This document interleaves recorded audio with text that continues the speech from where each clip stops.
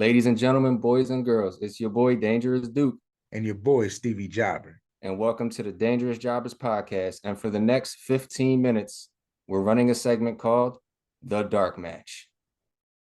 People have been asking me to be the best in the world. Why, Eddie, why? I'm better than you. Why I'm Tourette out in the back smoking a joint with Van Dam. You know it. All right, welcome back to the Dark Match. This episode is a little different. We're going through a tough time in wrestling, so we decided no time limit for this Dark Match. Nope. We're gonna just use the time to give our favorite Bray Wyatt and Terry Funk moments. We got hit back to back this week. Yeah. And it's just been devastating for everybody. So I think everybody's just using the time to celebrate them. So Duke, give us the layout how we're gonna do this one. Yeah, so obviously, as you guys know, everybody in wrestling saw it. This past week, we lost not just one, but two performers. We lost Hall of Famer Terry Funk, and we lost the creative genius that is Bray Wyatt. First and foremost, thoughts and prayers go out to both families and friends of Terry Funk and Bray Wyatt.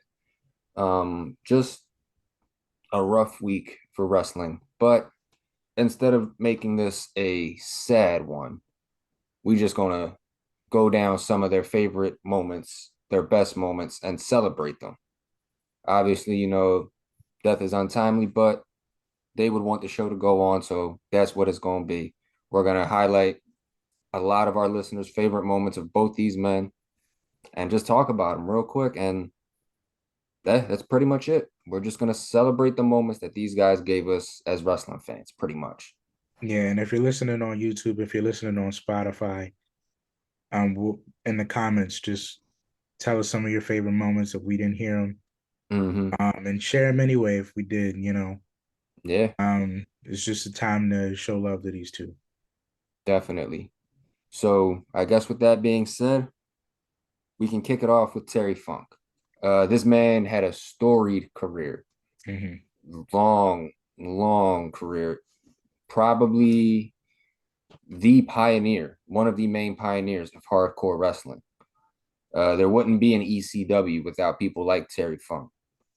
Wrestled some of the greatest from Flair to Steamboat, Foley, just anybody you can think of within the last 50 years. Terry Funk has probably been affiliated with them in a ring in one way or another. So we asked you guys on Facebook, we asked you guys on Instagram, give us some of your favorite moments. So we're going to run down them right now. Zero Cool 22 said his favorite Terry Funk moment was the Beyond the Mat documentary. I've never seen this documentary, so I had to do some research on it. Basically, what this was it was a doc that featured wrestlers from the late 90s and before, and it kind of gave you a look into what their lives were like outside of wrestling. And some of the main focuses were Mick Foley, Terry Funk, and Jake the Snake. So they had others, but those were like the three main ones that they focused on. I didn't even know this thing existed, so now I'm gonna have to go out and try to figure out where it is so I can watch it. Yeah, we gotta do some homework. Yeah, we're gonna have to do some digging on that one for sure. But speaking to that extreme side of Terry Funk, that I'm sure the documentary touches on, I think we got one from D the Toy Hunter.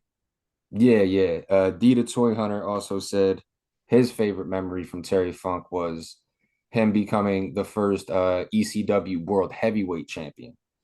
Now, there was obviously ECW champions before that, but when it first became like established as the World Heavyweight title for ECW, Terry was the first one. Before I believe it was just the ECW championship, then it became World Heavyweight. Which is fitting when you think about it. Yeah. Ain't too many people as extreme or hardcore as Terry Funk. Yeah, he was an innovator, man. He was one of those people that was forefathers. I remember seeing pictures of him with Abdullah the Butcher. Oh yeah. He's been doing these. He's been around doing these forever. Yeah, I remember when Flair had his hardcore phase. That was all Terry Funk, man. Mm-hmm. Um, he's just done it with the best of them first Yeah. before anybody. And like you said, he's been around doing it with everybody. One person he's done some pretty hardcore stuff with, Mm-hmm. Mick Foley. And that leads us right into the next one because AJ the collecting legend, another one of the wrestling fanatics right there. AJ's favorite moment was when Terry Funk beat the living crap out of Mick Foley with a flaming barbed wired baseball bat. Yeah, you know what's incredible? These two are definitely a yin and yang to each other. Right?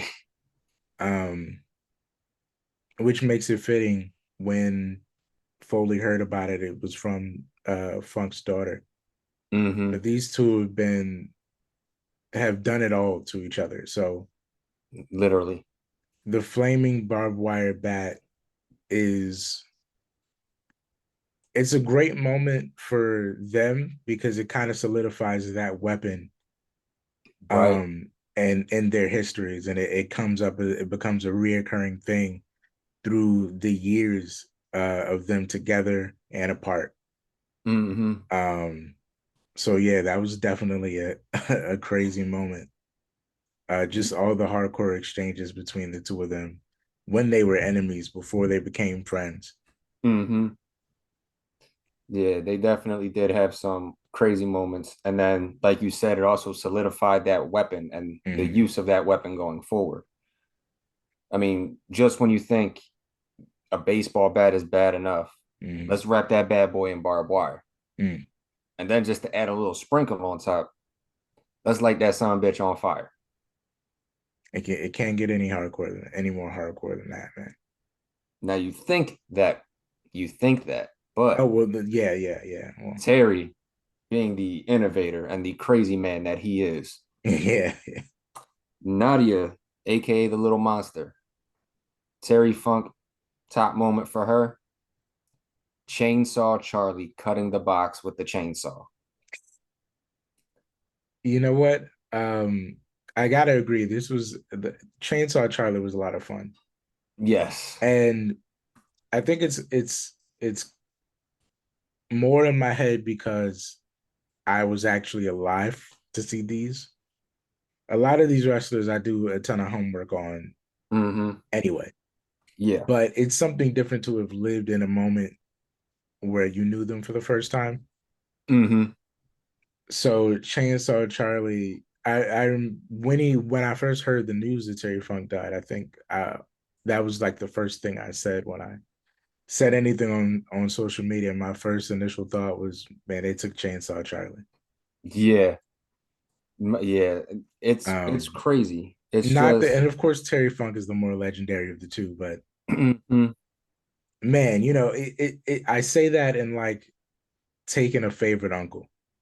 Like, Yeah, man, it's they took like Chainsaw Charlie, bro. I That's feel a like tough anybody one. who has multiple characters or double characters, you're still gonna you're still gonna use the other character's name anyway, like the Mhm. faces of Foley. I Yeah. mean, God forbid when it's Foley's time, there's people that are gonna be like, damn, they took Dude Love, or damn, Yeah, they they yeah. they took Cactus from us.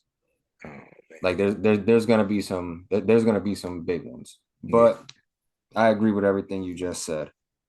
Mr. Awesome, his favorite moment was not even technically a Terry Funk match. It was just something he Mhm. was affiliated in. And this was after the Flair and Steamboat match where Terry Funk came out and just laid in and beat the crap out of Ric Flair. You know, Funk has always been Funk. And I think that's a Yeah. very special part of why he means so much to the business. Mm-hmm. Beyond being a second generation and um being up against all these people. He was always Funk, and Funk was always hard. Mm-hmm. So any whooping you get from Funk, especially blindsided, it's gonna look like he's just dog walking you. You know what I Mm-hmm. mean?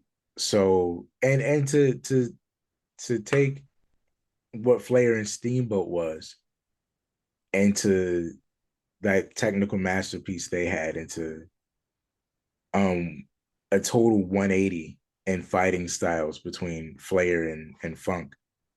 Mm-hmm. Definitely had to be a moment. Yeah.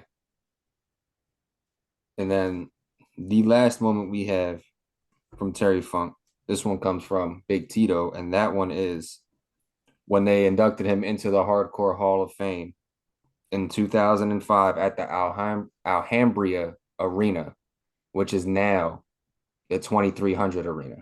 Yeah, yeah. When you first said it, I was like, "What?" Now I wasn't there for this one. I was there in 2007 when they inducted Sandman, and Mm. it was still the Alhambra Arena. It wasn't 2300 Arena yet, but Big Tito happened to go to this one in 2005. Oh man, that's cool that you got to attend that. First of all, Yeah, like I I got mean, to let's see start there. I got to see the banner when they inducted Mm. Sandman, but I seen the Funk banner. Okay. I didn't know Funk too much at that point because obviously it was WWE and Yeah, yeah, ECW was just starting to come back. Impact was around, so I didn't see much of Funk. But then as you get older, you start watching older matches, doing your research. You start learning more about these guys, and it's like, damn, this was an innovator here. yeah, yeah. He was an Apex. Mm-hmm.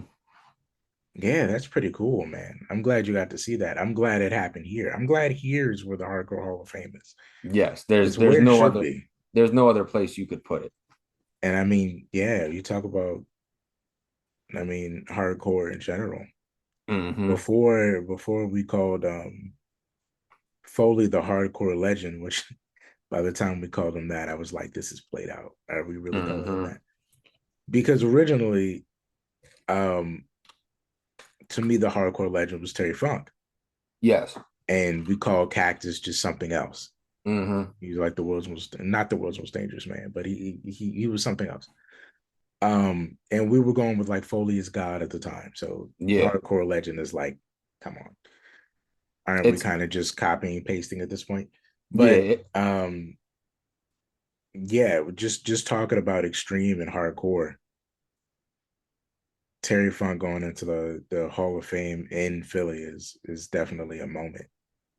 For sure. For sure. So that's all the Terry Funk moments we have. Now we are gonna jump to Bray Wyatt, and this one kind of rocked everybody. Like nobody was expecting this, Yeah. especially at the young age that he was, 36 years old.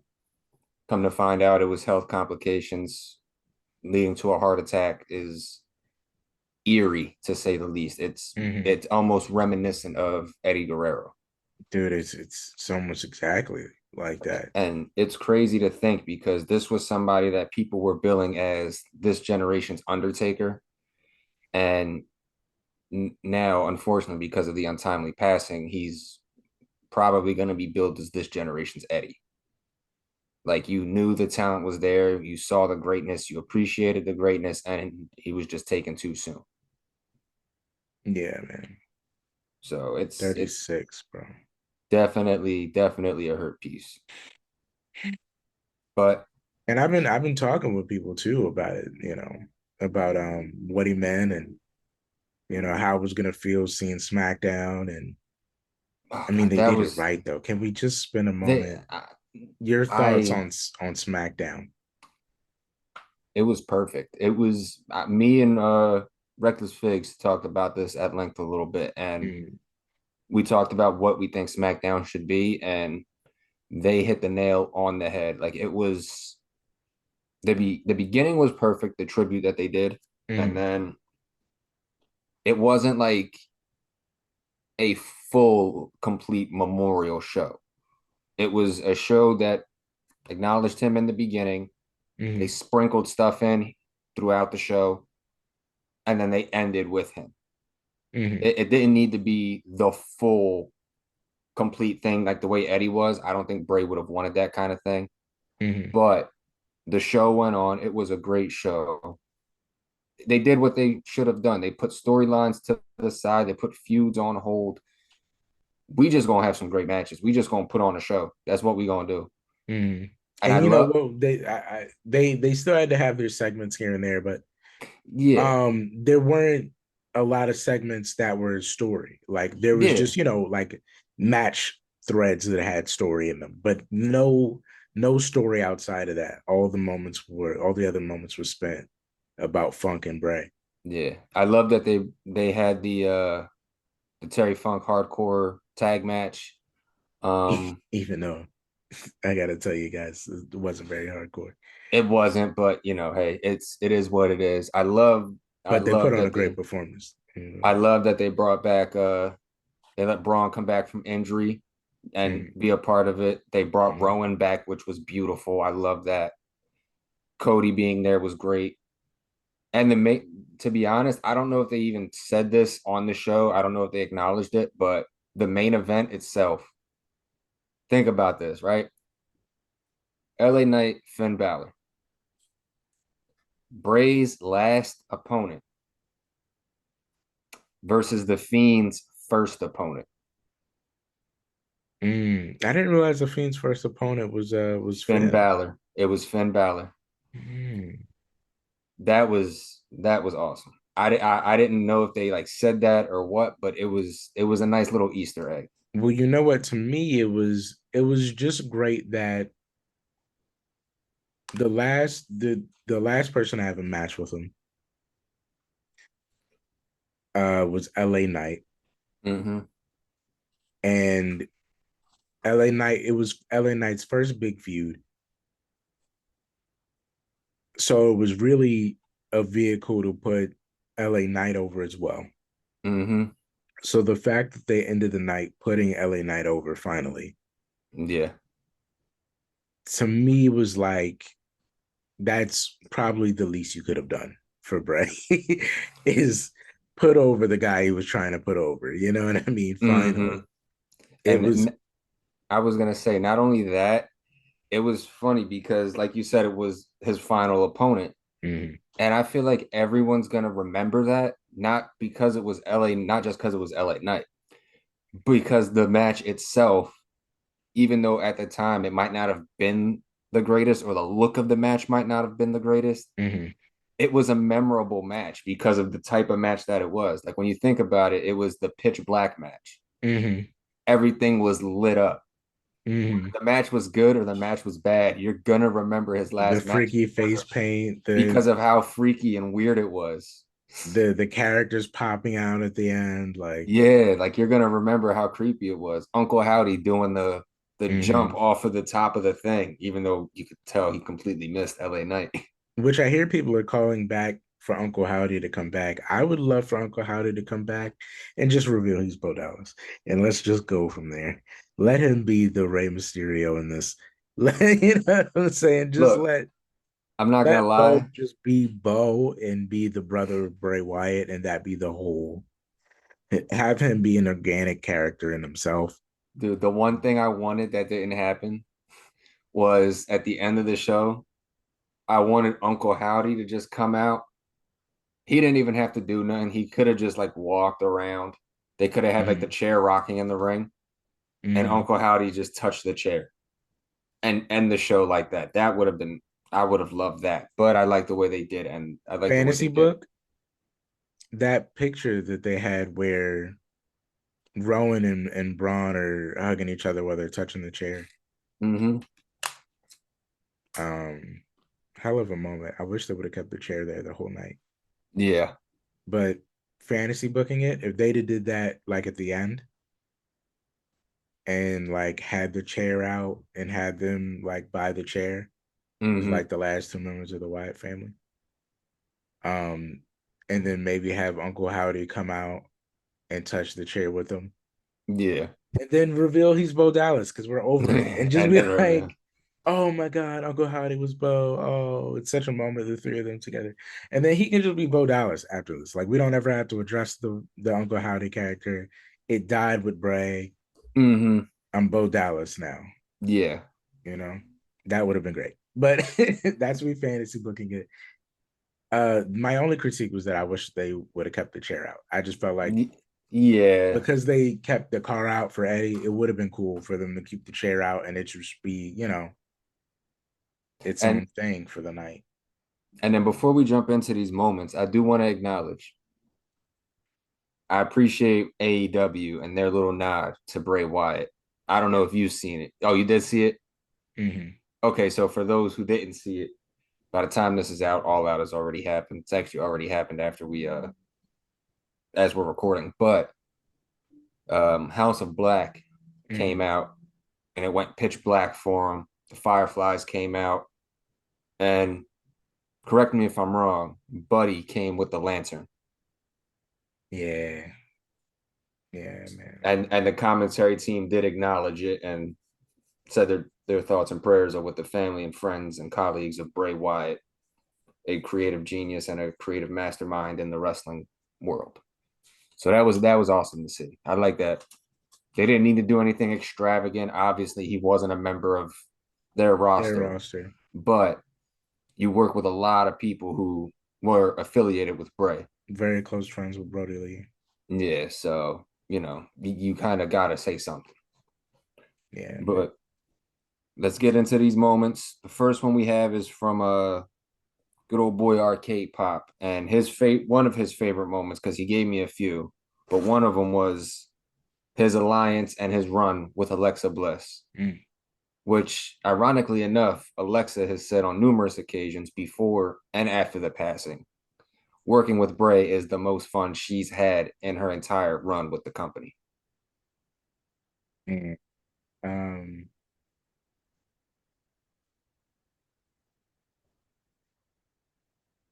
is the first time I'm talking about it at length. That was an interesting time though. I don't think we all enjoyed how it ended, but the road too was quite a road. It was. I'm thankful for that because I just wish that they found a way. There just could have been, with that, I agree with that whole Alexa Bliss thing. Fantastic. There could have been more, but I appreciate that it was something completely different for her. It was something she had never done, something that a lot of people didn't know if she could pull off. And I think looking back, she kind of played the part pretty decently. She did exactly what she was supposed to do. I think the only thing they could have done better was to make her sister Abigail. Yeah. Even though she was still Alexa Bliss. She was still Alexa Bliss, but this is the shit that gets me. Because this is why I said it's tough, because now I'm talking about it at length and I'm saying things I never thought I would say before. I was gonna say, even though I wish she would have been Sister Abigail, even though in a way she kind of was, because she ended up being the female equivalent to Bray. Yeah, I think the spirit had gotten myself her. saying, and I found myself saying, well, now that the story's over, which is crushing to say, I guess she is like Sister Abigail, because we unfortunately won't have a storyline where we explore that now. So yeah, I will say she did play the part very well. It's Alexa Bliss. She can pull off crazy, She's great. She's great. She was perfect for the role. And again, like you said, it sucks we're not gonna get any more, but they did do some entertaining things. She ended up being like a Harley Quinn. Yeah, like shooting the fireball, doing the And I feel like she could do, because they're keeping the doll Yeah. because it sells too much merch. The only thing that I have with that She could storyline, still tap back into that at any point. yeah, she could still channel the spirit of Bray at some point. She just got to hit that switch and go crazy. Mhm. Horror Collector Fiend said his favorite moment. He had two. One of them was the Alexa Bliss stuff, like we just touched on. The Mhm. other was the return promo on the SmackDown after Extreme Rules. And man, oh man, if Mm. there was ever a promo that somebody poured their heart into, like it didn't even feel like a character talking. It felt like him talking. It felt like a Wyndham conversation. Yeah. Yeah. And Yeah, this is gonna be tough, man. And nobody said this would be easy. because we were there. We were at Extreme Rules. Yes, We witnessed this comeback. So, we did. and I remember it was such a moment. Like, if you've never seen him live, and we had waited so long, and everybody was saying, we think tonight's going to be the night. And the energy in the arena, and the Fireflies were out. He was debuting that brand new entrance for the first time, and the music was killer, and the puppets were live and in the crowd, and It was he didn't even need to say anything. You just felt the presence and the yes. love. And so to hear the promo the week after, and it felt like, and this is so eerie because it felt like his last incarnation wasn't even a new face. It felt like it was a lot of the character was just him. Mm-hmm. And it was almost this outside look At him. like being haunted by all his characters. Mm-hmm. It was like what's that movie? Split. It was like Split. It was like a split type of thing. It was almost like Yeah. You were as talking to a personality that like knew about the other personalities, but it was couldn't almost like fight them. it was almost like he was operating in like a Stanley Kubrick film or something like that. It was crazy. And he catches such a masterpiece. But my point is, because that is the angle that he took, Mm-hmm. the promo when he came back after witnessing that first night, the promo after felt so. It was a Wyndham conversation. Like Yeah. he had dropped all the characters, He wasn't Bray, he wasn't Fiend, he wasn't Eater of Worlds. He was just Wyndham. and he was so appreciative, man. It Yeah. was like real. It was and I say it's eerie because it's almost like he knew like this was my last one.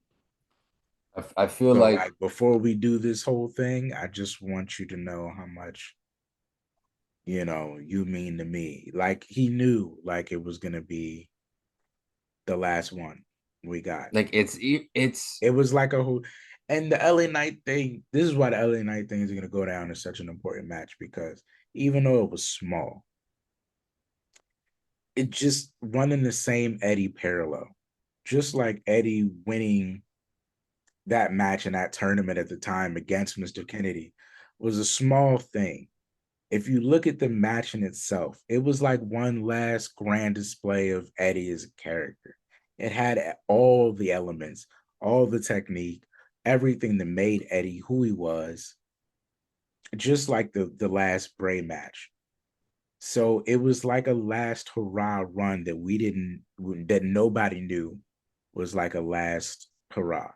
dude, it's like you're reading my mind with this because literally as soon as you said Eddie, like even before you said Eddie, I had something in my head. So my thing was that return promo when he was telling everybody thank you and how appreciative he was. He said we saved his life, man. Dude, this is what's getting me. eerily similar to Eddie's promo when Eddie was like, to everyone who supported me and everybody who's been behind me since the beginning, I say gracias, thank you, orale. Like it's eerily similar to that. It's scary how these parallel, like how similar this is. Yeah, it's freaky, man. It's freaky. And history may not always repeat itself, but it looks very similar. Yes. And if you're following wrestling long enough, you'll see all the parallels. History doesn't repeat itself, but it rhymes. I love that phrase. History doesn't repeat itself, but it rhymes. And the way I mean, we got more moments, so we'll keep returning to this conversation. Yeah, we're gonna wind up returning at some point. So but yeah.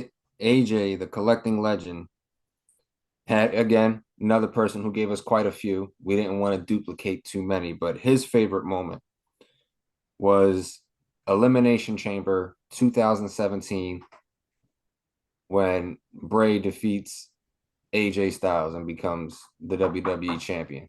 Of all people, AJ Styles, man. Exactly, of all people. The AJ rub. And this gets us into another great story. Trying not to be emotional. So if you look back on SmackDown after they do the big Bray bring you to tears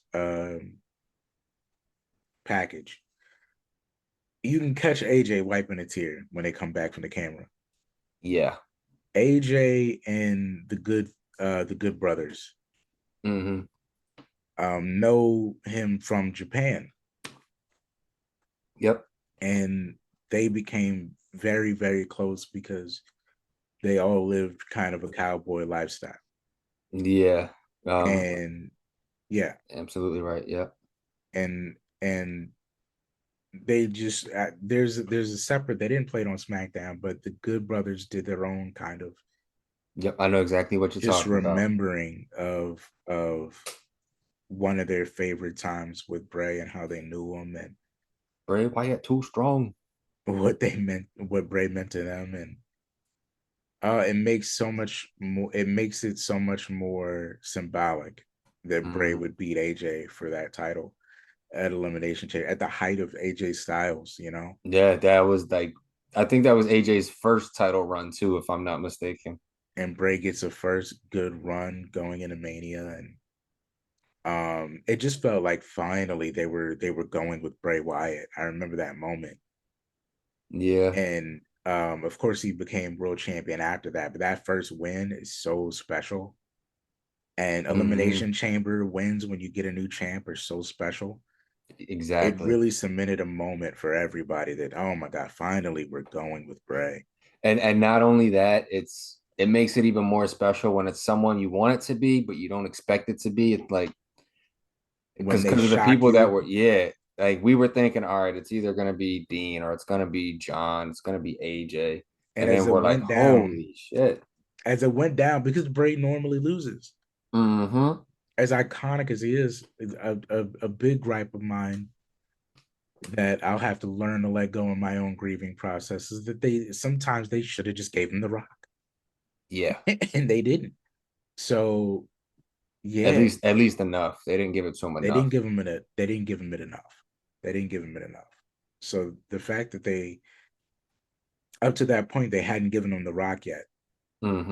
It just felt like this is going to be the easy guy that like AJ beats. Not easy, but it's going to be a battle and AJ is going to overcome because Bray never gets the win.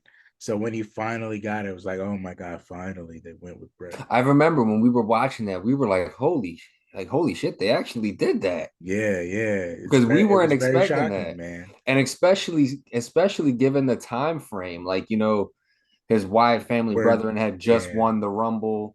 He's in an elimination chamber for the WWE title. It's like, oh, they're not going to give it to him. And then, holy crap, they actually did that. So very cool. Yeah, that was a cool moment. Next one we got D the Toy Hunter. Another one gave us quite a few. So we narrowed it down. His favorite Bray Wyatt moment is the entire feud that was Bray Wyatt versus Daniel Bryan, which made both of these men better and elevated both of these men to just new heights with this feud. And believe you me, this was probably the feud of that year. Like this was like Yes Movement Daniel Bryan. Yeah, this was still like around that time or off the Yes. backs of it. Yeah, because I remember the Usos were like, Daniel, how could you? And he was playing Inside Man up until the end. That was a great feud because it was a good. Bray needed the rub. Yep. Because we needed Bray to actually get somebody, even for a little bit, to just feel like he won. So, in us continuing to look for the opportunity, like at some point, this can't be just like, And he chose the most opportune time to light the match and take out the Wyatts and that. So, so it was just the whole feud was really cool. What do you remember from that? I remember being shocked when I found out that was a moment where it was like, damn, they really gonna let Daniel Bryan run with the Wyatt family? Like, this is Captain Yes right here. It's like, no, this don't work. Like, how does this work? And then you watch it for a few weeks and it's like, it starts to convince you. Like, damn, this is actually working. And then he fits right in. He's got the beard. He's got the beard. He's got the hair. He's short. It gives it a whole new dynamic. They're now all they have really a tall element. You know exactly. what I mean? It's like, you know what? I can watch this. I can dig this. And then he does the turn, and it's like you almost didn't want him to. You almost yeah, right. This was going so well though, Daniel. But again, it did exactly what it was supposed to do. It gave Bray a rub. It elevated the both of them. It was entertaining as hell. It pushed merch. Like it did nothing wrong. It checked all the boxes, and then it led to a barn burner of a match between the two of them. Yeah. So I have no complaints about anything about that feud. Like I said, probably feud of the year at that time. Such good work, man. Such good shit. Such good shit. Such good shit. Like the good old Vince Puppet says. Next one we got Nadia, aka Little Monster. She has two. So her first one is seeing Bray Wyatt live at a house event, which is pretty cool. Anytime you get to see Bray live, come on. You take that ball and you run with it. And the other one was his WrestleMania 30 entrance.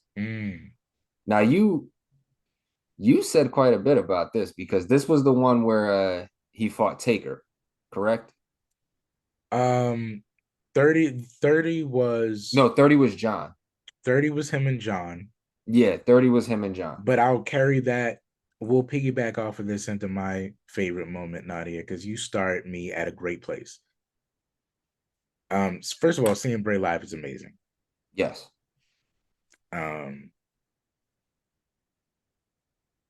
Yeah.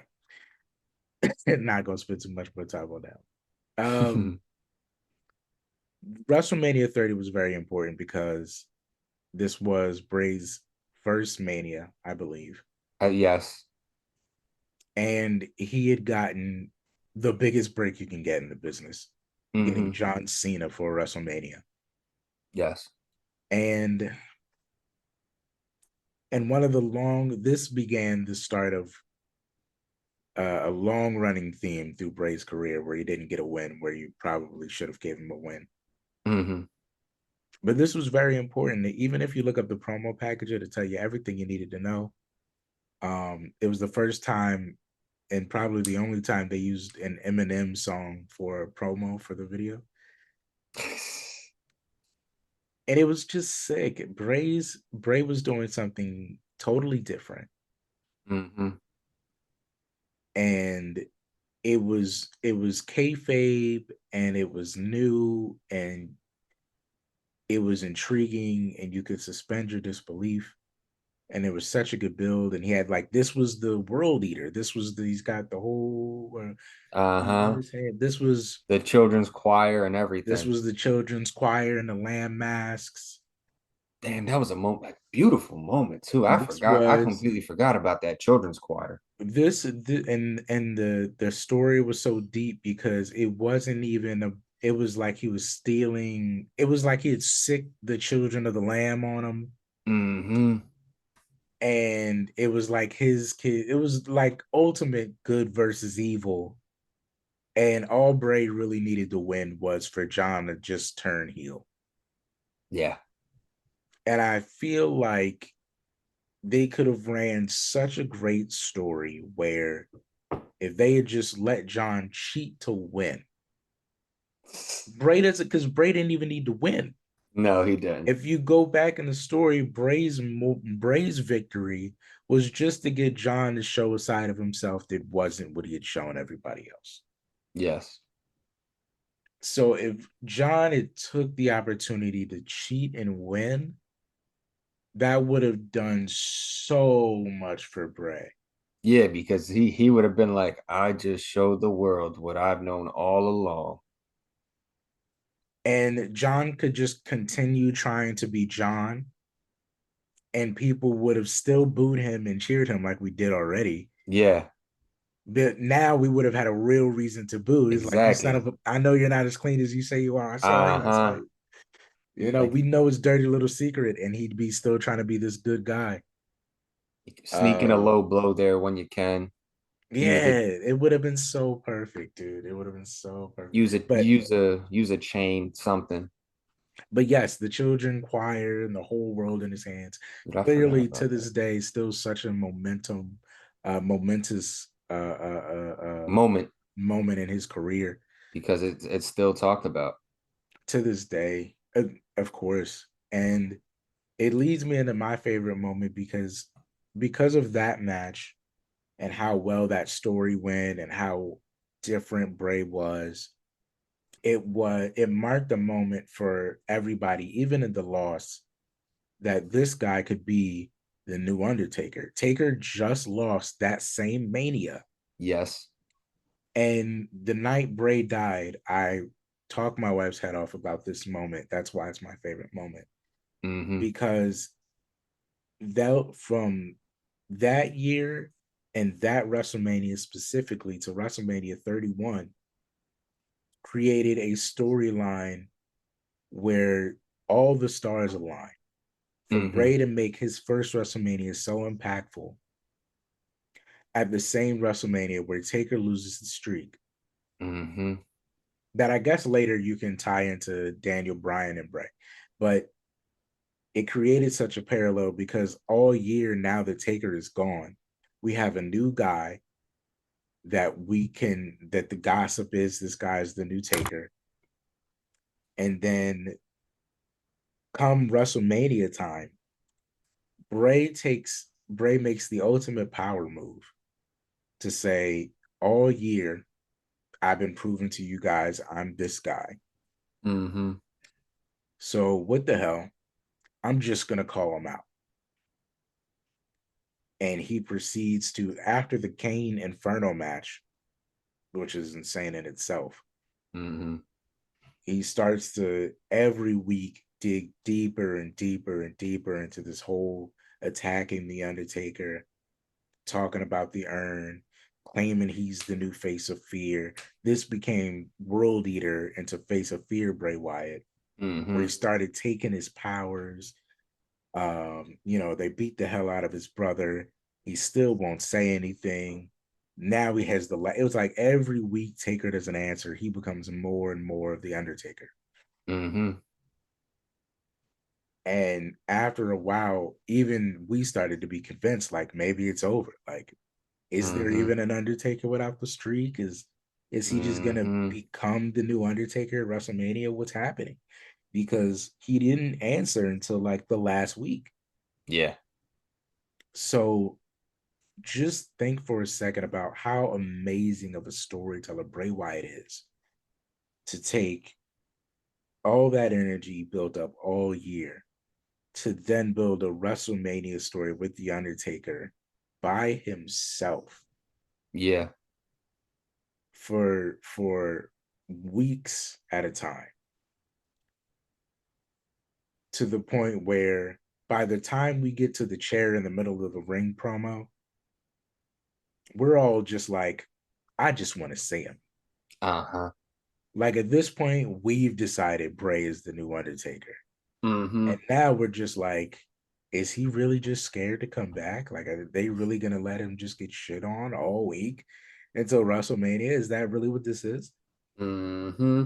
So by the time he answered and he electrocuted the chair, the happiness in Bray Wyatt's face that he finally got Taker to step out you know what I mean? Come out from the shadows, To rise come up out from the from the ground. shadows was the same excitement we felt. And I was like, how amazing is it that Bray's goal wasn't even to win? It was just to get you to appear. And we get this amazing match where he hits the spider and Taker hits the kip up and they stare at each other, and just again another moment they should have gave him the win, but so iconic was just that build of the passing of the torch match. Yeah. Even if it didn't quite go the way we all felt like it probably should have went. Mm-hmm. But it's an ultimate display of storytelling for Bray Wyatt and how creative he is and how much of a mastermind he is to put together something so special for us with nobody doing anything but him.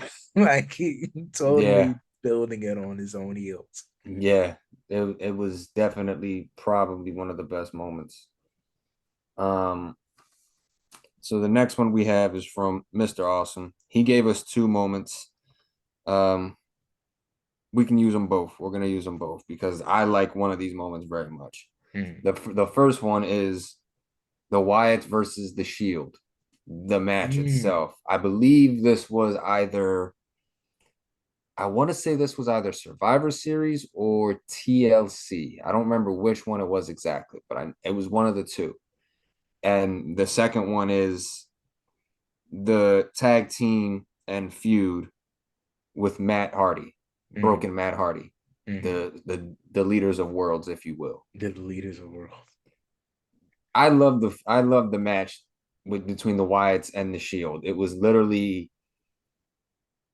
it was kind of like, you know, DX it's like a dream scenario. It's if DX was to fight NWO.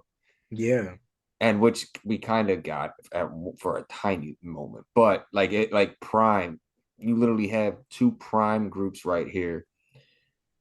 Looking back on it now, 4 world champions in this match, 4 intercontinental champions, and then you just have tag team champions spread all throughout this match, like Rumble winners, Money in the Bank winners. Literally anything you can think of. This was probably the most elite match of a 3-on-3 group that we've had in a long time. Yeah. And surprisingly, the Wyatts went over. Yeah. And not only did they go over, they went over clean. Yeah. Yeah. Which was a rarity. Yeah, it was their only equivalent. I mean, you talk about a moment in time, dude. Yeah, like what a time.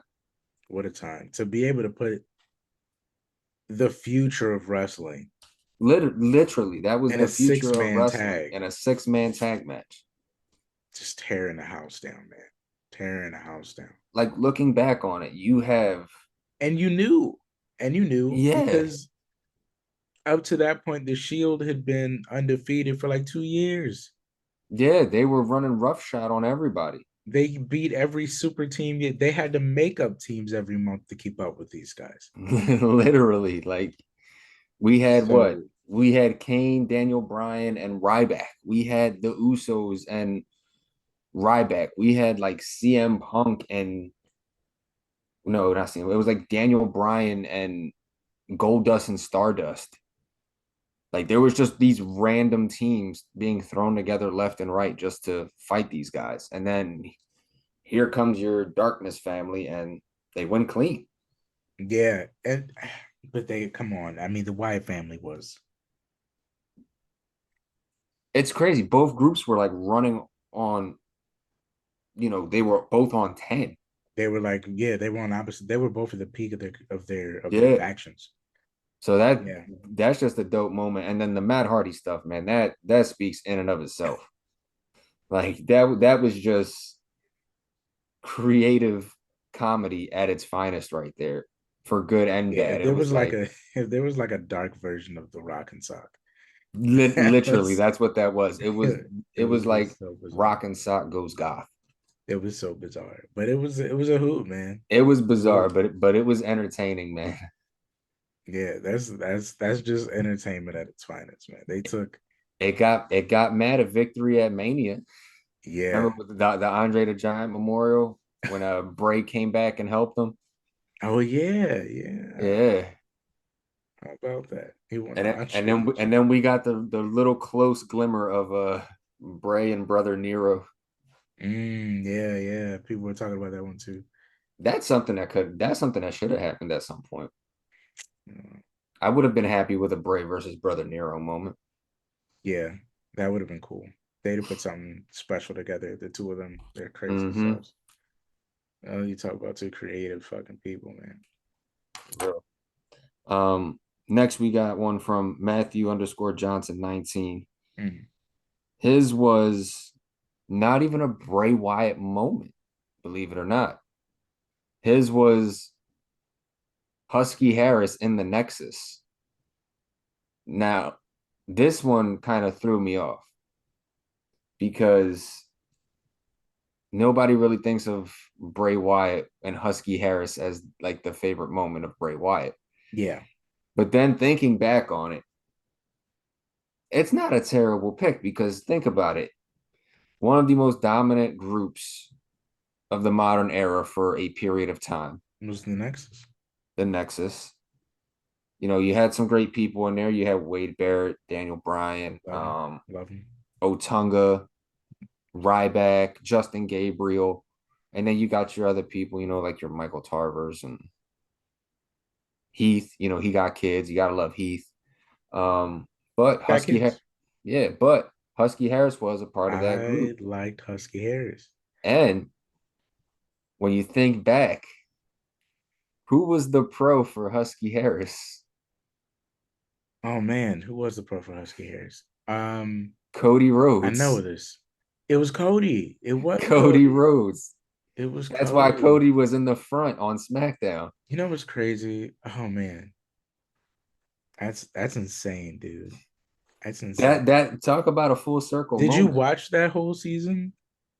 I did. I watched that whole season. So did I. So it meant something to me when Nexus appeared and just jumped everybody. And it was like, forget picking a winner. Like, we don't need a winner. We don't need a winner. We're just gonna do this together.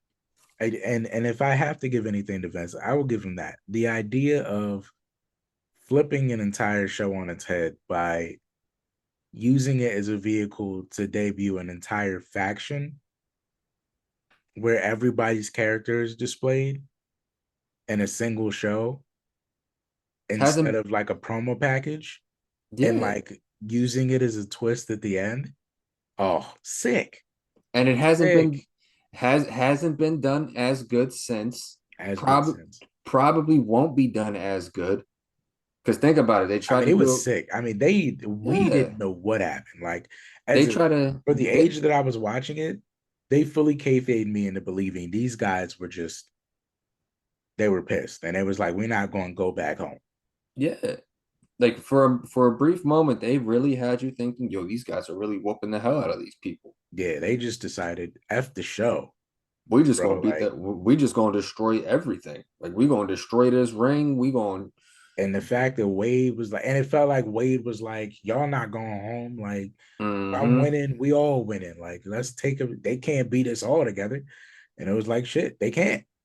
And they ran roughshod over everybody. Damn near killed Justin Roberts on the side of the ring. Yeah, they whooped everyone. That's a hilarious moment. Literally, like you strangled that man Pink. And I quite enjoyed Husky Harris. Yeah, I quite enjoyed Husky Harris. So Husky was good. That's a good. Even a new Nexus with Punk. Yeah. He wasn't Husky Harris was a Yeah. good. Husky. He just didn't have a very creative character. But Yeah. he was good. He was still good in the ring. Definitely wasn't the worst member of Nexus. Definitely not. I'll leave that distinction to our boy Michael Tarver. No, I'm leaving it to Tarver. Okay. Oh no, wait, Ryback was Sheffield. Yeah, I'll still give it to Tarver. But next moment comes from Tito again, and his favorite moment was the WrestleMania match with John Cena as the Fiend. As the Fiend. Interesting moment, Tito. Interesting moment. You know what? I can't be mad at that. This was the one, correct me if I'm wrong, was this the one where John was in NWO? Yeah, this was NWO. Okay, yeah. Then that was a funny one. That was a funny one. That was the one where he didn't actually challenge John. He just popped up, pointed at the sign, and John just gave him a little hat nod. And he went into like the Firefly Funhouse and had the. That's what it was. It was the Funhouse match. Okay. Because unfortunately for Bray that year, Taker fought AJ in a cinematic match. And the two just. Yes, that's what that was. Yes, that was. Yeah. They outweighed. That Taker AJ match happened to be a classic. Yeah. So to follow behind the first classic cinematic match. With that was. I'll be honest. But upon rewatch. Look. Very fun match. Very fun. And he got a lot of his stuff off. Like. Yeah. John got to be a bad guy in the fucking match, like in the build of not in the build, but in the actual match. He ended up like coming back for his win. You know it was like Multiverse of Madness before Multiverse of Madness came out. It was like the Multiverse of Madness. Now, see, if we had pitched that as the match at a Multiverse of Madness match, oh my God, Bray Wyatt Multiverse of Madness matches. Right. Yeah. This sucks you're going, dude.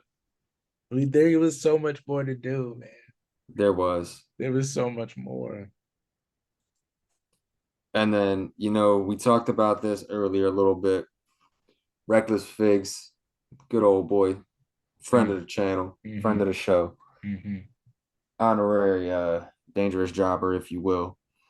His favorite moment, being a Philly kid just like us, man. The return at Extreme Rules in Philly, in that crowd. I mean, we could talk about that moment till we're blue in the face, but that was one hell of a moment indeed. I just wish we knew what it was. Yes. I didn't get to give mine yet, because mine is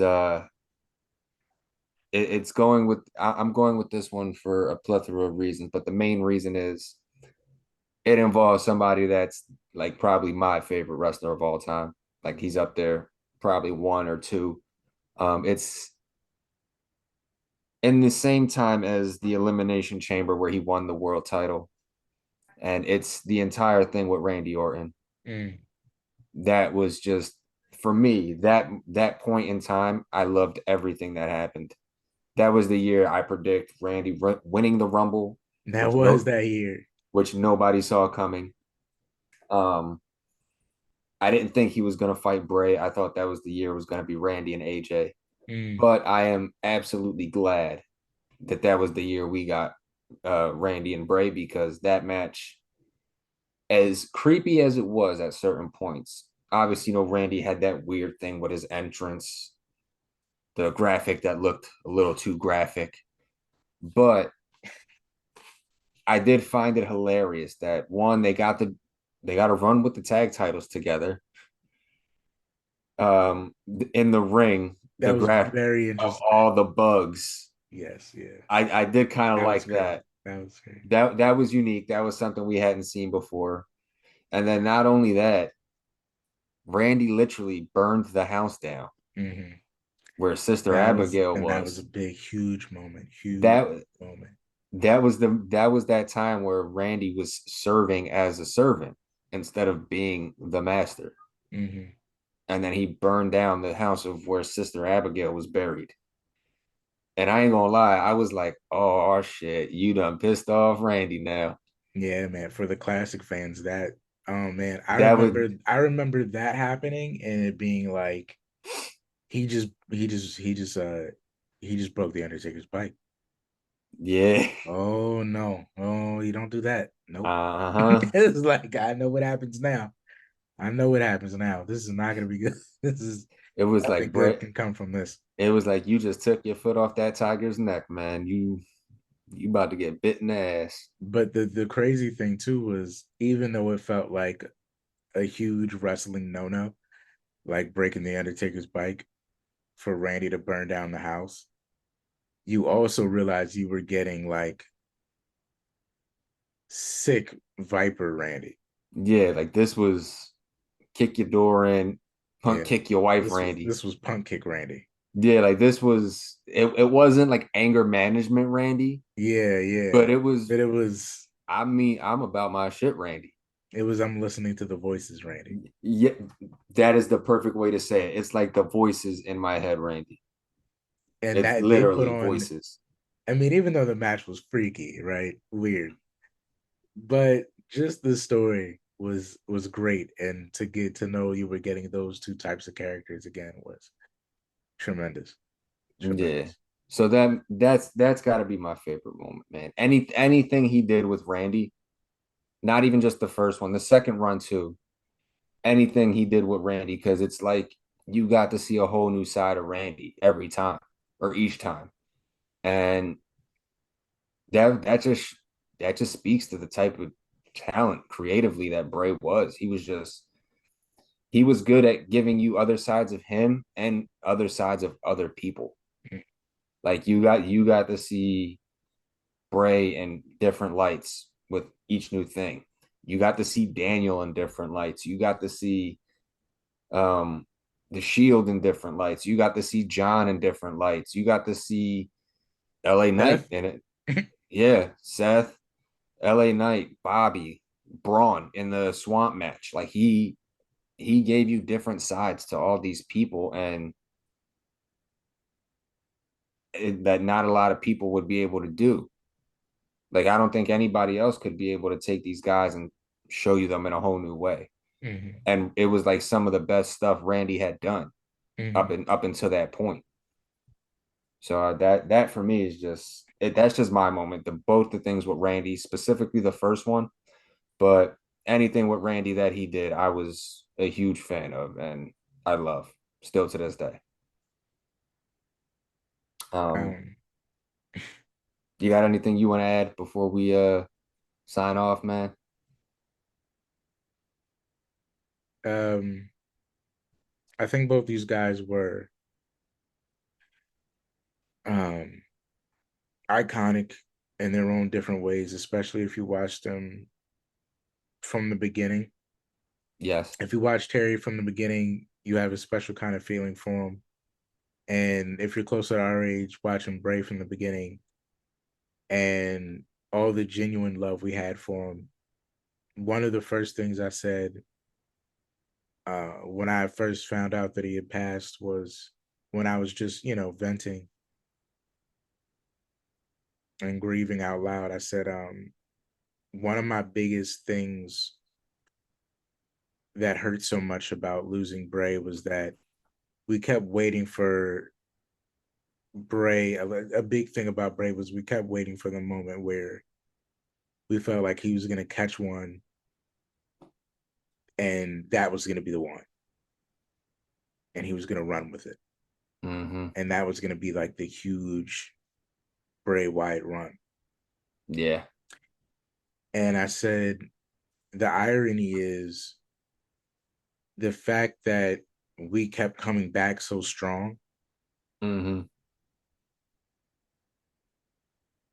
He never really needed the run. No. And because we were there every single time.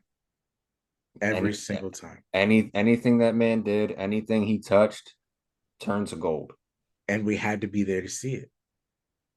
So he didn't, in the end, he didn't need a big run because we were so genuinely behind him, and we all loved him so much. We were gonna keep coming back no matter what. Yeah, he could have been the top guy. He could have been the mid guy. He could have lost every feud he was in.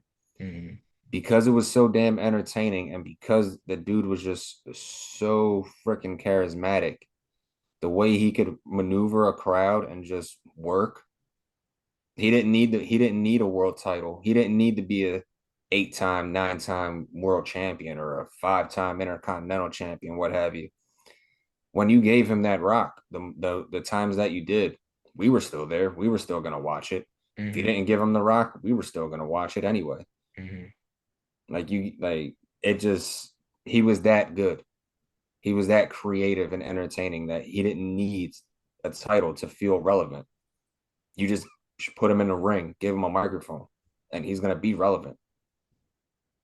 So I mean, the Fireflies never stop, man. No, and Bray may not be here, Terry might not be here, but there's gonna be some chainsaws revving, and there's gonna always be Fireflies. So I think that's how we sign it off. Again, our thoughts and prayers to the families and friends of Terry Funk and Bray Wyatt. Hell of a career for both men, hell of a legacy. And they'll never be duplicated. There will never be another Terry Funk. There will never be another Bray Wyatt. And on behalf of us, everybody else, just thank you for the careers you've left and the amount of people you've entertained. I don't think we need to plug anything in here. You know, this is just for them. So, guys, with that being said, stay up, stay blessed. And as Bray Wyatt would say, run. People have been asking me To be the best in the world. why, Eddie, why?